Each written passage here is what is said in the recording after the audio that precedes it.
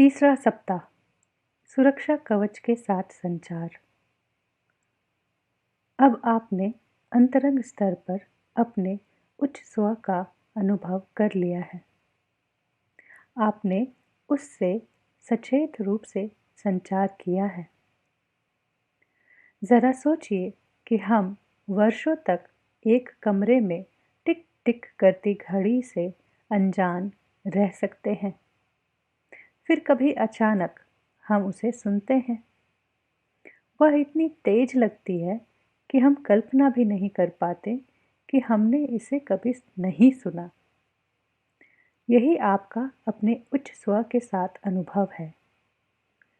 वह हमेशा आपका एक हिस्सा रहा है, मदद करते हुए, निर्देश करते हुए, मार्गदर्शन करते हुए, प्रेरित करते हुए और प्रोत्साहित करते हुए। फिर भी आपने इसे नहीं सुना। अब आप कर सकते हैं। आपको पता है कि उसकी आवाज़ वहाँ है। अब आपको बस ध्यान केंद्रित करने की ज़रूरत है। जल्द ही आप अपना ध्यान उसके संदेशों पर केंद्रित करना शुरू कर देंगे। लेकिन पहले आपको कुछ सुरक्षा उपाय विकसित करने होंगे। पहला सुरक्षा उपाय बिन बुलाए प्रभाव से संबंधित है। चूँकि हम सभी जुड़े हुए हैं, इसीलिए अन्य लोगों के लिए हमारे विचारों को प्रभावित करना संभव है। ये लोग इस भौतिक दुनिया में जिसे हम जानते हैं हो भी सकते हैं और नहीं भी। वे हमारे आसपास की उस विशाल आध्यात्मिक दुनिया का हिस्सा हो सकते हैं जिसे हम अभी तक नहीं समझ पाए हैं। फिर भी वे वहाँ हैं और उनमें से कुछ हमारी आभा, हमारी ऊर्जा के क्षेत्र पर आक्रमण करते रहते हैं और हमारे विचारों को प्रभावित करते रहते हैं। ये बिन बुलाए प्रभाव हमारे मन में जो विचार पैदा करते हैं, वे सहायक या हानिकारक, सही या गलत, नकारात्मक या सकारात्मक, डरावने या हर्षित और यहाँ तक कि सरल भी हो सकते हैं। आप कभी भी निश्चिंत नहीं हो सकते हैं कि वे उपयुक्त हैं या नहीं। केवल वे विचार ही विश्वसनीय होते हैं जो आपके उच्च स्व से आते हैं। दुर्भाग्य से हम में से अधिकांश लोग अभी तक बिन बुलाए प्रभावों के विचारों और अपने उच्च स्व के बीच अंतर नहीं कर पाते। चूँकि हम स्वयं अपने स्वामी हैं, इसलिए इसका उपाय बहुत आसान है। आप बस अपने उच्च स्व को छोड़कर सभी के लिए अपनी आभा को बंद कर सकते हैं। इस सप्ताह का पहला महत्वपूर्ण पाठ है ये। जब भी आप लोगों के भीड़ में जाएं, तो कहें, मैं अपने उच्च स्व को छोड़कर सभी के लिए अपनी आभा को बंद करता हूँ।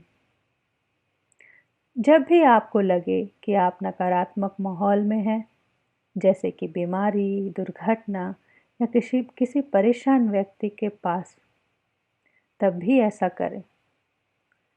इस सप्ताह शायद आप अपनी आभा को बंद करने के लिए बार बार ऐसा नहीं बोल पाए। इस सप्ताह के अभ्यास के बाद जब भी आपको अपनी आभा को बंद करने की आवश्यकता होगी, आपको अपने आप ही पता चल जाएगा। आपके लिए यह एक सामान्य प्रक्रिया बन जाएगा। आपकी सभी सावधानियों के बावजूद कुछ बिन बुलाए प्रभाव आपके आभा मंडल में प्रवेश कर सकते हैं और आपको पता भी नहीं चलेगा। ये आम तौर पर वे लोग हैं जिनकी मृत्यु हो चुकी है और जो भ्रमित, परेशान और आहत है। अपने वास्तविक स्वरूप के बारे में उनकी जागरूकता इतनी विकृत हो जाती है कि वे खुशी-खुशी मदद लेने से इनकार कर देते हैं। वह मदद जो उन्हें उपलब्ध होती है और उनकी भलाई के लिए ही होती है। जब आपकी आभा पर ऐसे बिन बुलाए प्रभाव पड़ते हैं तो आप मूडी, चिड़चिड़े, थके हुए, पीड़ाग्रस्त, क्रोधित या किसी अन्य अनुचित भावना का अनुभव कर सकते हैं। इस प्रकार के प्रभाव आपके अधिकांश जीवन में आए और चले गए। उन्होंने सदियों से आपकी सोच और आपके कार्यों को प्रभावित किया है। खैर, अब वे प्रभाव खत्म होने वाले हैं। यदि आपको अपने उच्च स्व का स्पष्ट रूप से अनुभव करना है तो उन्हें रुकना होगा। यदि आपकी खुशी और प्रचुरता का नया जीवन आसानी से और सहजता से प्रवाहित होना है तो उन्हें रुकना होगा। अपनी आभा को किसी भी बिन बुलाए प्रभाव से मुक्त करने के लिए आप अब से प्रत्येक दिन एक शांत अवधि का अभ्यास करें। इस अवधि की शुरुआत कुछ सरल शब्दों के साथ करें। ये शब्द याद रखने हैं।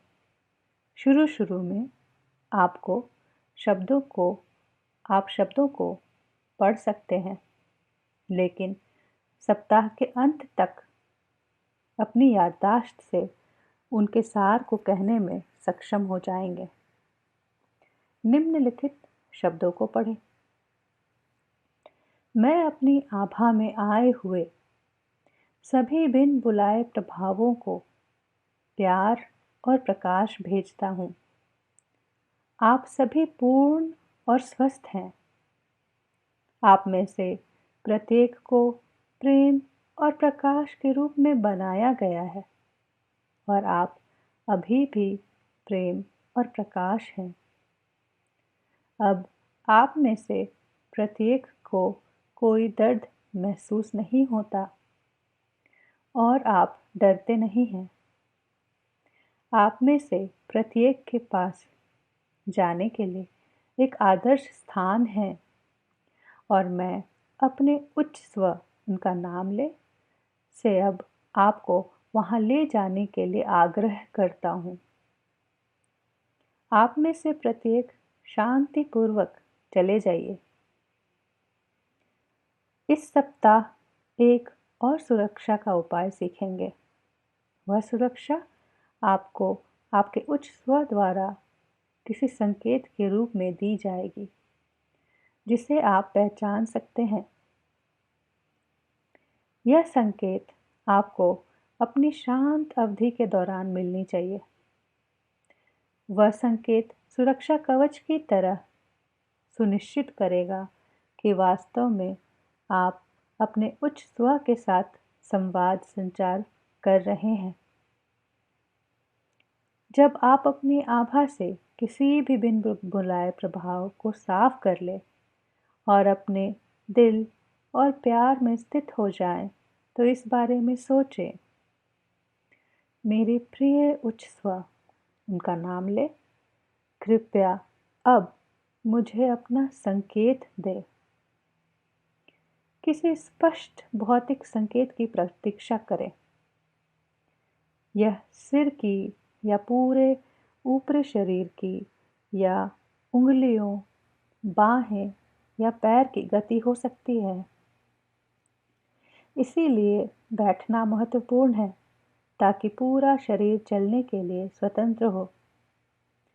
यह एक ऐसी हरकत भी हो सकती है जिसके आप आदी हैं, जैसे कि पलकें फड़कना, या कहीं-कहीं एक अनुभूति हो सकती है जैसे हल्का सा दुलार या गर्मी या झुनझुनी, या एक दृष्टि हो सकती है। या तो एक स्पष्ट तस्वीर या बस प्रकाश, या यह कुछ ऐसा हो सकता है जिसे आप सुनते हो। केवल दो निश्चितताएं हैं। क्या निश्चित है? कि सिग्नल सुखद होगा, और जब आप सिग्नल मांगेंगे तो आपको सिग्नल दिया जाना चाहिए। यह संकेत बहुत महत्वपूर्ण है। यह आपका संकेत है कि आप अपने उच्च स्व के साथ एकीकृत हैं और आप वास्तव में उच्च स्व के साथ संचार कर रहे हैं, ना कि किसी बिन बुलाए प्रभाव के साथ। इस सप्ताह अपने शांत समय को सिग्नल की खोज में लगाएं और फिर सिग्नल के साथ साथ प्यार के अनुभव का आनंद लें। सिग्नल के साथ सहज महसूस करें और ध्यान दें कि एक बार जब आप शांत हो जाते हैं तो यह कितनी आसानी से आ जाता है। इस सप्ताह जब आप बिस्तर पर जाएं तो अपनी आभा मंडल से बिन बुलाए प्रभावों को दूर करने के लिए ऊपर बताए गए वाक्यों का अभ्यास करें। फिर इस सप्ताह की 3 रातें स्वयं को ईश्वर के साथ एकाकार करें, अर्थात ईश्वर के जो भी गुण हैं आपके पास आते हैं और आपको मिलते हैं। जैसे ईश्वर प्रेम है और मैं भी प्रेम हूँ, क्योंकि मैं उसकी छवि में बना हूँ, इत्यादि के बारे में सोचें। बाकी की 4 रातों को पिछले दिनों के अभ्यास जारी रखें। अपने उच्च स्व को उसके मार्गदर्शन और प्रेम के लिए धन्यवाद के कुछ शब्द कहें।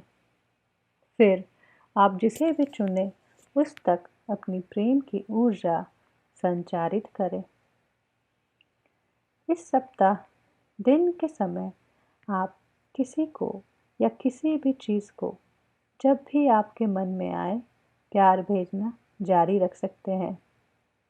यह एक अभ्यास है जैसे आपको विकसित करना है, क्योंकि जैसा आप देंगे वैसा ही आपको मिलेगा।